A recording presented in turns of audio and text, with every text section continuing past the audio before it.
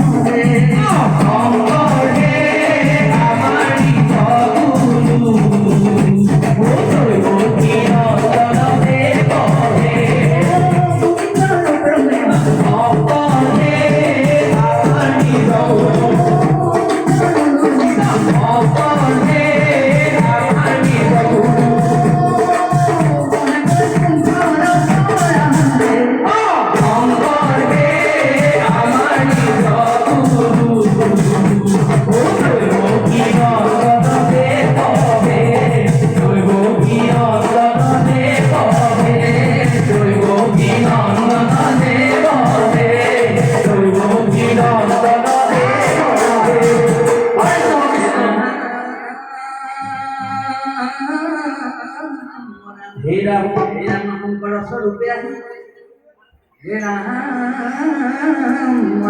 राम शंकर माधव गुरु परम माधव हे राम दुयोजनाय नाम धर्म भगतर प्राण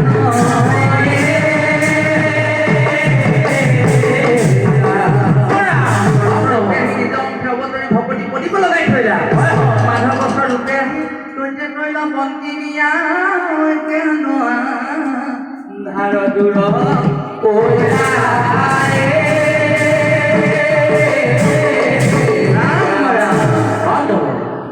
প্ৰভুসকল আইমাতৃসকল আপোনাৰ হাতেৰে জানি মহাপুৰুষ শ্ৰীমন্ত শংকৰদেৱ গুৰুজনে অমৃতময় নাম ধৰ্ম জীৱতৰণৰ বাবে সাজিব ভকতসকলক দি থৈ গৈছে। সত্য যুগত ঈশ্বৰ বস্তুক লগ পোৱাৰ ব্যৱস্থা আছিল ধ্যান শত সহস্ৰ বছৰ ধ্যান কৰিব লাগে দেহাটো উমিয়াই খাই শেষ হৈ যায়গৈ তেতিয়াহে ঈশ্বৰক পায় কোনোবাই নাপাবও পাৰে। সত্য যুগত ঈশ্বৰ বস্তুক লগ পোৱাৰ ব্যৱস্থা আছিল ধ্যান তেতা যুগত আছিল যজ্ঞ দ্বাপৰ যুগত পূজা তিনি কালৰ তিনি নীতি নিবন্ধন আশ্ৰয় কৰি মহাপুৰুষ শ্ৰীমন্ত শংকৰদেৱে জীৱনৰ একমাত্ৰ ব্যৱস্থা দিলে কলি যুগত নাম তাকে কোৱা হৈছে একো নামে যত পাপ সংঘৰিতে পাৰে ততেক পাতকী পাপ কৰিতে নোৱাৰে। এবাৰ যদি জীৱই কৃষ্ণ বুলি উচ্চাৰণ কৰে জীৱনত সিমান পাপেই কৰিব নোৱাৰে যিমান পাপ খণ্ড হয়। কিন্তু কেনেধৰণে প্ৰভুৰ নাম ল'ব শুদ্ধ মনে প্ৰভু নাম ল'ব। মহাপুৰুষ শ্ৰীমন্ত শংকৰদেৱ গুৰুজনাই ইমান অমৃতময় নাম ধৰ্ম আমাক দি থৈ গৈছে লগত ল'লে মাধৱদেৱ। এতিয়াহে আমি শিক্ষাত নিয়ন্ত্ৰিত কোঠাত বহি উৰা তাহাজুৰি কৰি জাতি মাতি ভেটিৰ কথা চিন্তা কৰিছোঁ। মহাপুৰুষ শ্ৰীমন্ত শংকৰদেৱ গুৰুজনাই 500 বছৰ আগতে জাতি মাতি এক কৰি থৈ গ'ল। কোনো চাগে বাহনত যোৱা নাছিল নগা পাহাৰলৈ নগাৰে নৰোত্তম গাই গাৰুৰ গোবিন্দ ভাই জগন্নাথ কংক নগোৱা গুৰুজনা নগা পাহাৰলৈ গৈ নগাসকলক আনিলে গাৰুসকলক আনিলে নগাৰে নৰোত্তম গাই গাৰুৰ গোবিন্দ ভাই জগন্নাথ কংক নগোৱা সেইসকলক এক কৰিলে।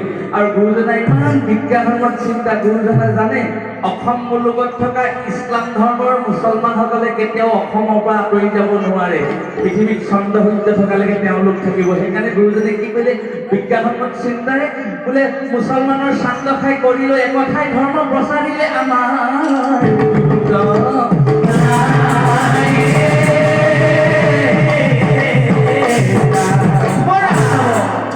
বোলে ধৰ্ম প্ৰচাৰিলে মাধৱক লগত অনাই বনাই আমি ইয়াতে জাত পাত বিচাৰো গুৰুজনে জাত পাত বিচৰা নাই। গুৰুজনে মাত্ৰ শুদ্ধ ধৰ্ম ঈশ্বৰক ভক্তি কেনেকে কৈছা ভক্তিহে বিচাৰি আমি জাতত ধৰিছো আমুকত ধৰিছো তামুকত ধৰিছো বোলে গাৰু মিচিং কছাৰী লালুং চুতীয়া ভাই হৰি নাম ল'বলৈ জাতি ভেদ নাই হৰি নাম ল'বলৈ জাতি ভেদ নাই। গুৰু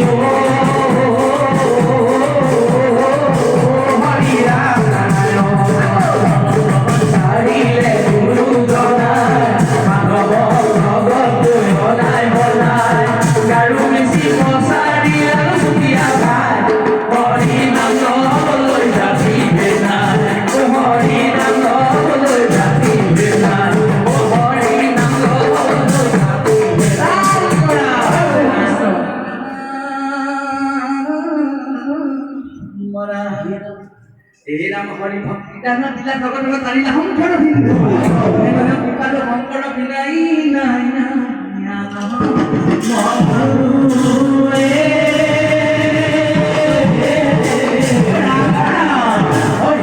আপোনাসকলে জানে মহাপুৰুষ শ্ৰীমন্ত শংকৰদেৱ গুৰুজনাৰ নাম ধৰ্মত একমাত্ৰ মহাপুৰুষ মাধৱ গুৰুজনাই শংকৰদেৱৰ স্মৰণ কৰে। এজন মানুহে জীৱনত জীয়াই থাকিবলৈ কিবা এটা বৃত্তি ল'ব লাগিব। মহাপুৰুষ শ্ৰীমন্ত শংকৰদেৱ গুৰুজনাক লগ পোৱাৰ আগত তেওঁ ধৰ্মীয় হিচাপে শাক্ত ধৰ্ম বা দেৱী ধৰ্ম আছিল, কিন্তু তেওঁ পাৰিশ্ৰমিক কি আছিল, বৃত্তি কি কৰিছিল? তেওঁ কিবা এটাতো কৰি খাব লাগিব, কোনোবাই খেতি কৰি খাব লাগিব, কোনোবাই দোকান দি খাব লাগিব, কোনোবাই বেহা দোকান কৰি খাব লাগিব, কিবা এটাতো উপাৰ্জন কৰি কিবা এটা জীৱন চলিব লাগিব। মাধৱ পুৰুষৰ উপাৰ্জন ব্যৱস্থা কি আছিল? মাধৱ পুৰুষৰ অমৃতময় জীৱনৰ উপাদান আছিল। আপোনাসকলে জানে তেওঁ চাউলৰ ব্যৱসায় কৰিছিল। ইমান